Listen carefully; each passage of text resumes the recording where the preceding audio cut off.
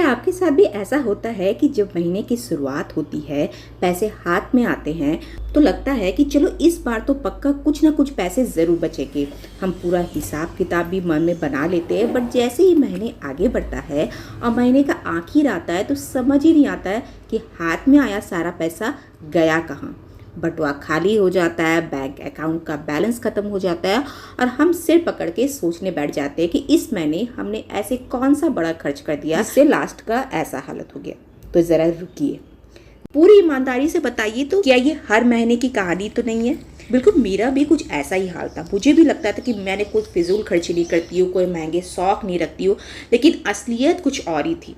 रोज़मर्रा की ज़िंदगी में ऐसी छोटी छोटी चीज़ों पर हम अच्छा अमाउंट खर्च कर देते हैं, तो उसी पल में लगता है कि ये बहुत ज़रूरत का सामान है, लेकिन ऐसा बिल्कुल नहीं होता है। और छोटा छोटा खर्च कब हमारा पूरा महीना दीमक की तरह खा जाता है हमें पता ही नहीं चलता।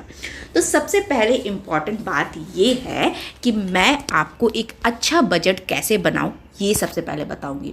अगर आपने अच्छे से बजट बना लिया तो आपको कहीं भी कोई दिक्कत नहीं होगी। तो जितना भी आपके महीने का इनकम हो, चाहे हस्बैंड वाइफ का हो, सिंगल हो, कुछ भी हो, आप उसका 50, 30 और 20 का रेशियो बनाइए। 50% आप अपने नीड्स में दीजिए, 30% आप अपने वांट्स में देखिए, और सबसे मोर इम्पॉर्टेंट 20%, मतलब महीना जब आए आपको 20% उसका निकाल के आपको अपनी सेविंग करनी होती है। सेकेंड बात आती है कि हमारे नीड्स और हमारे वांट्स है क्या, यही हम समझ नहीं पाते। नीड्स वो सारी चीज़ें होती है जो आपकी आवश्यकता होती है, आपको ज़रूरत ही है। जैसे हो जाता है, मैं आपको धीरे धीरे करके सारी चीज़ें बहुत ही इजी तरीके से समझाऊंगी। नीड्स हो जाता है हमारा रेंट हो जाता है, इलेक्ट्रिसिटी बिल हो जाता है, बच्चों के स्कूल फी हो जाते हैं, अगर आपने घर में हाउस हेल्पर रखा है तो उसको आपको महीना देना पड़ता है। उसके बाद आप आ जाता है, उसके बाद स्कूल बस आ जाता है, ग्रोसरी आ जाता है। यस, ग्रोसरी को अच्छे से मैनेज करना ये भी मैं आपको आगे बताऊँ। यही सारी छोटी चीज़ों को जब आप रोज़ाना चेंज कीजिएगा तो लास्ट में आपके पास पैसा भी बचेगा और आपको ज़रूरत भी लगेगी। तो आपका जितना भी इनकम हो आप उस पर नीड्स और वांट्स में रखते हैं। वांट्स क्या है? वांट्स है हमारे अनएक्सपेक्टेड खर्चे, जैसे हो जाता है शादी हो जाता है, महीने में किसी का बर्थडे आता है, अब वैकेशन पे जाएंगे हम।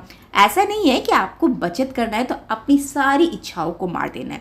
सारी इच्छाओं को कीजिए, अपने आप को जिंदा रखिए, दिल खोल के जिए, लेकिन एक सफल गृहिणी वही है जो सारी चीज़ों को करते हुए भी एक अच्छा खासा सेविंग कर देती है।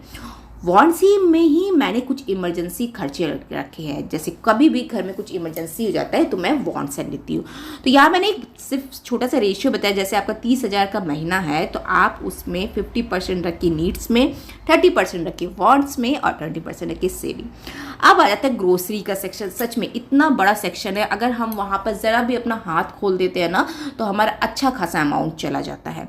इसके लिए मोर इम्पॉर्टेंट कुछ रूल्स जो मैं फॉलो करती हूँ, जिससे फॉलो करके मेरा बहुत अच्छा सा खर्चा बच गया है, वो मैं आज आपके साथ शेयर करती हूँ। जैसे जिस दिन भी आपने सोचा कि आज आप अपने ग्रोसरी की शॉपिंग करने जाइएगा तो वहाँ पे जाने से पहले आप कुछ ज़रूरी छोटे छोटे टिप्स को फॉलो करें।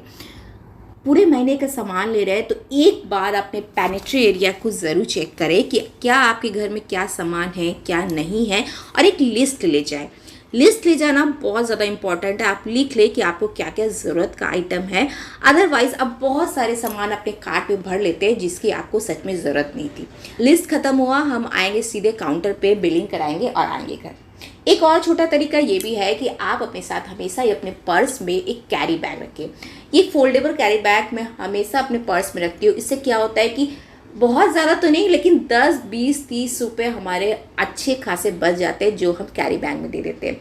पर्स में हमेशा रखें, ज़रूरी नहीं आप ग्रोसरी शॉपिंग जाएँ तभी आपके पर्स में रहे, ऑल टाइम ये आपके पर्स में होना चाहिए, क्योंकि आजकल सभी जगह पर कैरी बैग के चार्जेस लगते हैं। तो इससे अच्छा ये है कि आप इन्वायरमेंट के साथ साथ अपने पैसों की भी सेविंग करें। उसके बाद आ जाता है कि जब भी आप घर पे सामान लेके आएँ, मोर इम्पॉर्टेंट आप चेक अपने बिल्स को कि क्या क्या आपने ख़रीदा है, और उससे भी ज़्यादा ज़रूरी कि आप क्या खरीदें क्या ना खरीदें। वो सारे आइटम जो नॉन ईटेबल होते हैं उसका आप बड़ा पैकेट खरीदें। यस, जैसे हो जाता है हमारा लिक्विड डिश वॉश हो जाता है, हैंड वॉश हो जाता है, बॉडी वॉश हो जाता है, ये सारे आपके फिनाइल हो जाते हैं, होम क्लीनर हो जाता है, तो ये सारे का आप बड़ा पैकेट खरीद, साथ में शैम्पू का भी आप बड़ा पैकेट खरीद सकते हैं। तो क्या होता है कि ये एक्सपायर जल्दी नहीं होते, तो आप अच्छा खासा यहाँ पर सेविंग कर सकते हैं। क्या आपको कम खरीदना है? कम खरीदना है आपको ईटेबल आइटम, मसाले, घी, चावल, दाल, सत्तू, बेसन और अनेक तरह की चीज़ें जो आप अपने ग्रोसरी में यूज़ करते हैं। सही तरीके से इसे मैनेज करें, देखिए कि क्या चीज़ आपके घर पे है क्या नहीं है।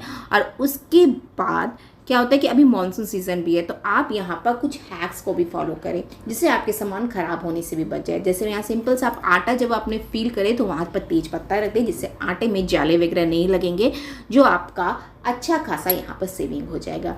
आगे की कोई वीडियो में मैं आपको इसका स्पेशल वीडियो भी ज़रूर शेयर करूँगी। नेक्स्ट बात आ जाती है कि हम अपने घर में बहुत सारे ऐसी चीज़ें होती हैं जो हमारे घर पे बहुत लंबे समय तक पड़े रहते हैं, हम उसे ऑर्गेनाइज़ नहीं करते। उनमें हो जाता है दवाइयों का सेक्शन। दवाइयों का सेक्शन आप टाइम टू टाइम ज़रूर ऑर्गेनाइज़ करें। ऐसा करने से आप देख सकते हैं कि यहाँ मेरा कितना बड़ा लॉस हुआ। यहाँ पर एक बड़ा सा एक दवाई का पैकेट था, मतलब टैबलेट था, वो हो चुका था एक्सपायरी और मुझे पता भी नहीं चला। ऐसा इसलिए क्योंकि मैंने अपनी चीज़ों को लंबे समय तक ऑर्गेनाइज नहीं किया था। टाइम टू टाइम चीज़ों को देखिए और जितना ज़रूरत हो उतना ही एक बारी में खरीदें। ऐसे नहीं कि हम गए हैं तो पूरा का पूरा पत्ता खरीद लिए, बिल्कुल ना करें। आप 4 पीसेस या 5 पीसेस ही खरीदें, इससे आपके एक अच्छा अमाउंट खर्च होने से बच सकता है। एंड द मोर इम्पॉर्टेंट बात, अपनी चीज़ों को टाइम टू टाइम ऑर्गेनाइज करें। मार्केट में ऐसे बहुत सारी चीज़ें अवेलेबल हैं जो आपको आकर्षित करने के लिए ही लगाए जाते हैं। एस्थेटिक लुक, अच्छा घर, ट्रेंडिंग लुक, ये सारे चोचले उन्हीं घरों पे चलते हैं जहाँ पर पैसों की कमी नहीं होती है या पैसे अनगिनत होते हैं। हम हैं मिडिल क्लास और हमें अपनी हर ज़रूरतों को बहुत ही सोच समझ के खर्च करना पड़ता है। जब भी मार्केट जाए तो आप अपने देखिए कि आपको सच में क्या ज़रूरत है। आपको क्या ये ऑर्गेनाइज़र की ज़रूरत है? आपको क्या ये कपड़ों की ज़रूरत है? आपकी नीड्स क्या है? अपने नीड्स के अकॉर्डिंग ही अपने शॉपिंग करें, अपने परचेस करें। ऐसा नहीं है कि सेल चल रहा है तो हम बहुत सारे कपड़े घर पे ले आए और उन कपड़ों की हमें सच में ज़रूरत नहीं थी। अब बच्चों के कपड़े हम क्या करते हैं ना कि बड़ा साइज ले लेते हैं, सेल में मिल रहा है बड़ा साइज ले लेते हैं, अगले महीना पहनेगा, अगले विंटर में पहनेगा। ऐसी गलती बिल्कुल ना करें। अगले विंटर आने या तो आपका बच्चा बड़ा हो जाएगा, कपड़े छोटे हो जाएंगे, या रखे रखे कपड़ों को रंग चला जाएगा, उसमें होल हो जाएगा। ये सारी चीज़ें हम डेली लाइफ में फेस करते हैं, लेकिन इनको मानने से कभी भी चूकते नहीं हैं। मानिए ये सारी चीज़ों को, आपके लिए ही है, आपके बजट के लिए है। साथ ही साथ जब आप शॉपिंग करने जाएं तो बहुत सारे ऑर्गेनाइज़र भी मिलते हैं जिससे हम कंफ्यूज हो जाते हैं। जहाँ पे भी कंफ्यूजन आपको लगे, होल्ड ऑन, रुक जाइए। उसी समय आप आ जाइए वापस घर।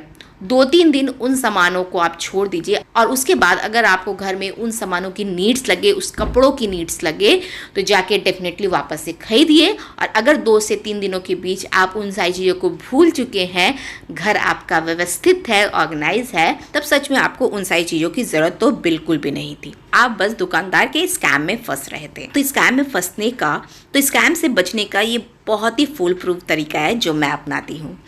ऑर्गेनाइज़र के साथ साथ मैं आपको ये भी चीज़ बताऊंगी कि घर में बहुत सारे ऐसे चीज़ें होते हैं जिससे हम अपने ऑर्गेनाइज़र बना सकते हैं। इसके लिए एक डेडिकेटेड वीडियो भी मैंने बनाया है जो आप जाके देख सकते हैं।